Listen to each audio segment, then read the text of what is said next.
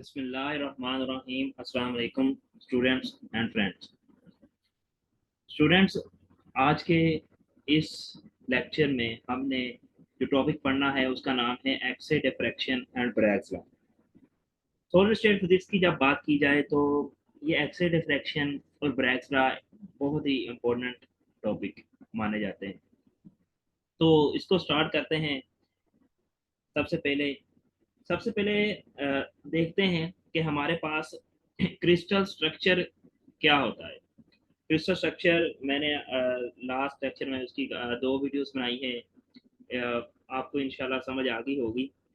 तो basically crystal structure क्या होता है, क्रिस्टल लेटर्स हमारे पास क्या होती है कि बहुत सारे एटम्स मिलकर, ठीक है, एक लेटर्स बनाते हैं।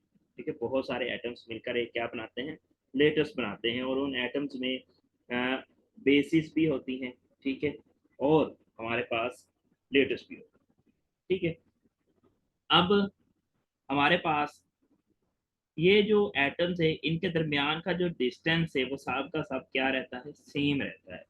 वो सब का सब क्या रहता है, सेम रहता है, एक जैसा रहता है। ठीक है, तो एक्स-रे डिफ्रैक्शन की बात करते हैं। तो क्या हुआ था कि 1912 में वॉन लाए एक नामी साइंटिस्ट था जिसने एक्स-रे डिफ्रैक्शन को पहली बार यानी कि क्रिस्टल के साथ क्या कराया था, डिफ्रैक्ट करवाया था। ठीक है, उसके बाद क्या हुआ था, एक और साइंटिस्ट आया जिसका नाम था फ्रेडरिच और निपिंग। उन्होंने इसको एक्सपेरिमेंटली प्रूव किया था। ये वाले एक्सपेरिमेंट, ये एक्सरे डिफ्रैक्शन को एक्सपेरिमेंटली प्रूव किया था एक जिंक सल्फाइड क्रिस्टल के साथ। ठीक है, एक्सरे डिफ्रैक्शन करवाया था। इसको पढ़ते हैं। One lie in 1912 suggested that X-rays can be diffracted by crystals। अब उसने ये जो वन लाई 1912 में, ठीक है, इसने सिर्फ एक अब कह लें कि थ्योरेटिकल अप्रोच दिया था कि हम एक्सरेज को डिफ्रैक्ट करवा सकते हैं क्रिस्टल के साथ। लेकिन बाद में फ्रेडरिच और निपिंग ने इसको एक्सपेरिमेंटली भी साबित कर दिया। ठीक है, जिंक सल्फाइड क्रिस्टल के साथ एक्सरे को डिफ्रैक्ट करवा के। अब एक्सरे को ही क्यों करवाना है, सवाल ये आता है कि एक्सरे को ही डिफ्रैक्ट हमने क्यों करवाना है। क्योंकि इसका जो आप आगे वाली लाइन में है, the interplanar spacing D. Interplanar spacing क्या होती है, ये जो एटम्स है इनके दरमियान का जो डिस्टेंस होता है, ठीक है, ये इसको हम क्या कहते हैं, इंटरप्लेनर स्पेसिंग। इसको हम क्या कहते हैं, इंटरप्लेनर स्पेसिंग कहते हैं। ठीक है, in crystal is the order of one Armstrong. अब वो कहता है कि जो इनके दरमियान का जो डिस्टेंस होता है, ठीक है, ये कितना होता है, वन आर्मस्ट्रॉन्ग का होता है। और उसकी जो वेवलेंथ होती है एक्सरे की, वो भी सेम ऑर्डर की होती है, वो भी वन आर्मस्ट्रॉन्ग की ही होती है। तो जब ये दोनों सेम ऑर्डर पे होंगे तब ही हमारे पास डिफ्रैक्शन पैटर्न बनेगा, तब ही हमारे पास एक्सरे को हम डिफ्रैक्ट करवा सकते हैं। अदरवाइज अगर ये दोनों का ऑर्डर कह लें आप सेम ना हो, जो कि जिसकी वैल्यू है वन आर्मस्ट्रॉन्ग, अगर ये सेम ना हो, डिफरेंट हो, देन हम इनको डिफ्रैक्ट नहीं करवा सकते, देन हमारे पास रिजल्ट नहीं आएगा। ठीक है, अब जब ये दोनों सेम है देन क्या होगा, X-rays can be diffracted. X-ray क्या हो जाएगी, डिफ्रैक्ट हो जाएगी। ठीक है, ये ऐसे देखें, ये हमारे पास एक्सरे आ रही है, ये इस एटम से टकरा कर वापस चले जाती है। सिमिलरली दूसरी रेज आई एक्सरे की, ठीक है, ये इस एटम से टकरा के क्या हो जाएगी, वापस चले जाएगी। ठीक है, नेक्स्ट है हमारे पास। अब बेसिकली ये पैटर्न, ये फिनोमेना होता कैसे है, हम उसको पढ़ते हैं कि आखिर इसके अंदर होता क्या है एक्सरे डिफ्रैक्शन के अंदर। When X-ray falls on a crystal, the electrons of atom of crystal start vibrating। अब होता क्या है कि जब एक्सरे फॉल करवाया जाता है क्रिस्टल पर, ठीक है, देन जो इलेक्ट्रॉन्स होते हैं एटम्स के अंदर, ठीक है, वो क्या कर देते हैं, वाइब्रेट करना स्टार्ट कर देते हैं with the frequency of incident X-rays. कितनी फ्रीक्वेंसी के साथ, जिसकी जितनी एक्सरेज की फ्रीक्वेंसी होगी उतनी फ्रीक्वेंसी के साथ वो क्या करेंगे, वाइब्रेट करना स्टार्ट कर देंगे। ठीक है, अब होगा क्या, वाइब्रेट करने से the electrons can be accelerated. Electrons क्या हो जाएंगे, एक्सेलरेट हो जाएंगे। देखिए इसके नतीजे में क्या होगा, इलेक्ट्रॉन्स क्या हो जाएंगे, एक्सेलरेट हो जाएंगे। ठीक है, अब द एक्सेलरेटेड इलेक्ट्रॉन्स री इमिट रेडिएशन। अब क्या होगा, ये जो एक्सेलरेटेड इलेक्ट्रॉन्स हैं ये री इमिट, ये रेडिएशन को क्या करेंगे, री इमिट करेंगे, और the frequency which is the same frequency of the incident X-ray. ठीक है, जैसे ये आया इंसिडेंट एक्सरे आया टकरा के, ठीक है, ये सेम इंसिडेंट यानी कि सेम ठीक है, हमारे पास जो रेडिएशन होगी उसके साथ क्या करेंगे, री इमिट करेंगे, इसको बाहर निकाल देंगे, जिसे हम डिफ्रैक्टेड एक्सरेज कहते हैं। ठीक है, the emitted radiation will interface. अब क्या होगा, इमिटेड रेडिएशन इंटरफेस करेगा कंस्ट्रक्टिवली या डिस्ट्रक्टिवली। ठीक है, क्या होगा कि जो इमिटेड रेडिएशन है वो क्या होगा, इंटरफेस होगा कंस्ट्रक्टिवली या destructively, and you will get that diffraction pattern on the screen. जिसके नतीजे में क्या होगा, यहाँ पर एक स्क्रीन लगा देंगे आप, तो डिफ्रैक्शन पैटर्न आप हमारे पास उसका बन जाएगा, हमारे पास क्या बन जाएगा, उसका डिफ्रैक्शन पैटर्न बन जाएगा on the screen, which provides a valuable information regarding the structure and properties of the crystal, जो कि हमें एक बहुत ही इंपॉर्टेंट इंफॉर्मेशन देता है उसके स्ट्रक्चर के बारे में, उसकी प्रॉपर्टीज के बारे में। ठीक है, क्रिस्टल की प्रॉपर्टीज और स्ट्रक्चर के बारे में एक वैल्यूएबल इंफॉर्मेशन देता है।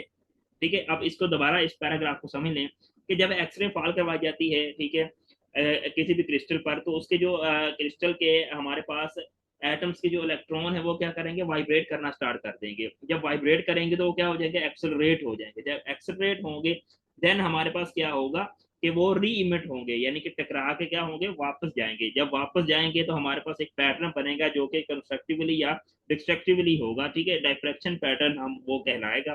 ठीक है, जो कि हम अपनी स्क्रीन पर देख सकते हैं, जो कि हमें एक वैल्यूएबल इंफॉर्मेशन देता है उसके स्ट्रक्चर के बारे में और उसकी प्रॉपर्टीज के बारे में, किसकी, क्रिस्टल की प्रॉपर्टीज के बारे में। अब वो पैटर्न बनेगा कैसा, वो हम इसमें देखते हैं। ये हमारे पास एक देखें, कुछ इस तरह का हमारे पास पैटर्न बनेगा। ठीक है, अब ये जो पैटर्न है एक हमें वैल्यूएबल इंफॉर्मेशन देता है, आया कि क्रिस्टल एक अमार्फस सॉलिड है या क्रिस्टलाइन सॉलिड है। ठीक है, या उसकी प्रॉपर्टीज क्या क्या है, वो सारी इंफॉर्मेशन हमें ये पैटर्न देता है। नेक्स्ट हम बात करते हैं, हमारे पास जो टॉपिक है वो है ब्रैग्स लॉ। ठीक है, अब 1912 में डब्ल्यू एल ब्रैग्स ने हमें एक फार्मूला दिया था। फार्मूला क्या था हमारे पास कि N lambda is equal to 2d sine theta, N lambda is equal to 2d sine theta. अब ये जो फार्मूला है, ये फार्मूला एक्स-रे डिफ्रैक्शन को, एक्स-रे डिफ्रैक्शन आप कह लें कि हमारे पास उसको साबित करने के लिए ये फार्मूला को सेटिस्फाई करना बहुत ज्यादा जरूरी है। ठीक है, इसको पढ़ते हैं। In 1912 W L Bragg's gave formula for geometrical condition which must be satisfied if X-rays are to be diffracted by parallel set of planes. Simple formula is called n lambda is equal to 2d sin theta. ठीक है, अब हमारे पास इसमें जो n क्या चीज है, n हमारे पास है इंटीजर है, representing the order of diffraction के, फर्स्ट ऑर्डर है, सेकंड ऑर्डर है, थर्ड ऑर्डर है। सिमिलरली लैम्डा क्या है हमारे पास, wavelength of the incident wave. ठीक है, यानी कि एक्सरेज की, अगर हम यहाँ पे चूंकि एक्सरे की ही बात कर रहे हैं तो एक्सरे की जो वेवलेंथ होगी वो हम लैम्डा के साथ शो करेंगे।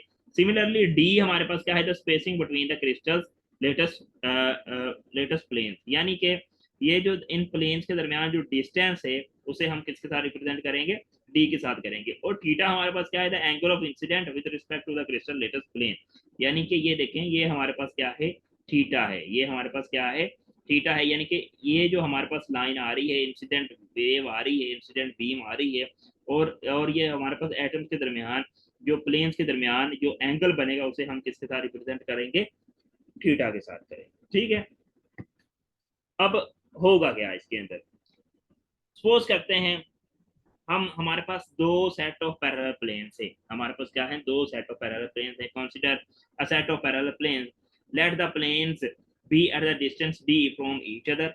ठीक है, अब उनके दोनों के दरमियान जो डिस्टेंस है वो कितना है, डी का, उन दोनों के दरमियान जो डिस्टेंस है वो कितना है, डी का। Let parallel beam of X-ray of wavelength lambda can be incident on these planes at angle theta। अब वो कहता है कि एक हमने, ठीक है, एक्सरे इंसिडेंट एक्सरे हमने इसके ऊपर क्या की है, ठीक है, इंटरफेस की है, हमने इस एक्सरे पर यानी कि पैरेलल प्लेन्स पर एक्सरे डाली है। ठीक है, किस एंगल के साथ, एंगल थीटा के साथ। मैंने आपको बताया ये वाला जो एंगल है ये हमारे पास क्या है, थीटा है। तो टकरा के क्या होगा, ये वापस जाएगी। सिमिलरली दूसरी आएगी, दूसरी टकरा के वापस जाएगी, तीसरी आएगी, तीसरी पे टकरा के वापस आएगी। अब the reflected raise will be interfere. अब वो कहता है कि जो हमारे पास रिफ्लेक्टेड रेज है वो इंटरफेयर होगी constructively if the path difference B C and C D, यहाँ पे सी डी आना है, B C and C D, ठीक है, is equal to the integral multiple of the lambda. अब ये बी सी और सी डी क्या चीज है देखें, ये हमारे पास एक है पॉइंट ए, इसको हम रिप्रेजेंट करते हैं, ये सी है, एक हमारे हमने बी है, एक हमने डी है, यहाँ से परपेंडिकुलर ड्रा किया है। तो हमारे पास जो ये बी सी है, यानी कि ये वाला जो डिस्टेंस है B C plus C D plus C D, ये किसके बराबर होता है हमारे पास, एन लैम्डा। ये किसके बराबर होता है, integral multiple of the lambda. अगर हमारे पास जो इंटरफेयर है वो कंस्ट्रक्टिवली होगा, देन हमारे पास ये किसके बराबर होगा, एन लैम्डा के। ठीक है। अब similarly in triangle A B C, ये जो ट्राइंगल है ए बी सी, ये वाली जो ट्राइंगल है ए बी सी, इसमें अगर हम देखें कि साइन थीटा किसके बराबर होगा, ठीक है, साइन थीटा। अब थीटा हमारे पास ये वाले एंगल क्या है, थीटा है, तो हम इसको भी सपोज कर लेते हैं, ये भी एंगल क्या है हमारे पास, थीटा है। ठीक है। तो यहाँ से साइन थीटा निकालें, साइन थीटा किसके बराबर होता है, परपेंडिकुलर ओवर हाइपोटेनियस। ठीक है, परपेंडिकुलर हमारे पास क्या है, बी सी, और हाइपोटेनियस क्या है हमारे पास, ए सी। ठीक है। तो हमें पता है कि ए सी यानी कि ए से लेकर सी तक का जो डिस्टेंस है वो कितना है, डी है, तो इसकी जगह पे क्या आ जाएगा, डी आ जाएगा। यहाँ से आप साइन बी सी की वैल्यू निकाल लेंगे तो डी इधर जाके मल्टीप्लाई हो जाएगा, B C equal to d sine theta. Similarly हम सी डी की वैल्यू भी निकालेंगे, वो भी किसके बराबर है, डी साइन थीटा। यानी कि ये भी डी साइन थीटा के बराबर है, ये भी डी साइन थीटा के बराबर है। तो वैल्यूज पुट की, तो यहाँ पर पुट करने से हमारे पास जो जवाब आएगा वो किसके बराबर आ जाएगा, ये d sine theta plus d sine theta, ये किसके बराबर हो जाएगा, two d sine theta which is equal to n lambda. और यही हमारे पास क्या है, ब्रैग्स लॉ है, और यही हमने प्रूव करना था। आई होप आपको समझ आ गया होगा। ठीक है, मिलते हैं नेक्स्ट लेक्चर में, तब तक के लिए इजाजत, दुआ में याद रखिएगा। अल्लाह हाफिज।